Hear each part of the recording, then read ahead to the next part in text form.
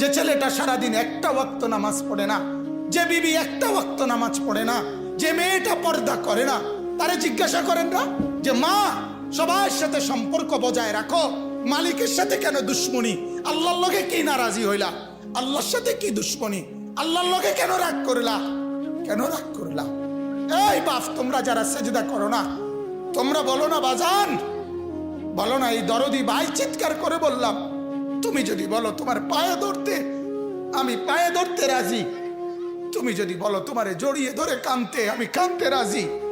তুমি বলো কেন আল্লাহর সাথে রাগ করলা? কেন আল্লাহর সাথে রাগ করলা?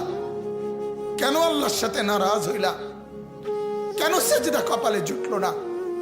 কেন মালিকের সাথে সারাদিনের এত কিছুর বিনিময়ে আল্লাহ তাআলা একটা মিস কল দিলে, 2 সেকেন্ডের একটা মিস কল দিলে বন্ধু তুমি টের পাও তোমার মোবাইলে মিস কল আসছে।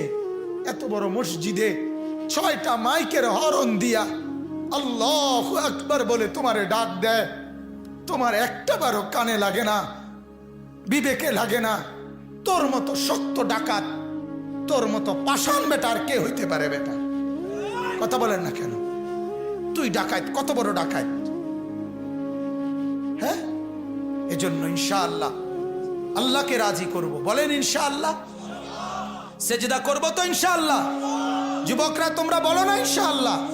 নওজোয়ান তোমাদেরকে বলি, আমার আশা ভরসার স্বপ্ন এই নওজোয়ানদেরকে জাগানো। আমি সারা দিন রাত চাই যুবকরা জেগে উঠুক, কারণ আগামীর পৃথিবী, গোটা বিশ্ব 2 ভাগ হবে। এটাই পৃথিবীর পুরা ভবিষ্যৎ। এক ভাগ পুরাপুরি দাজ্জালের অনুসারী কাফের, আরেক ভাগ মাহাদির অনুসারী ইমানদার। এই 2 ভাগে পৃথিবী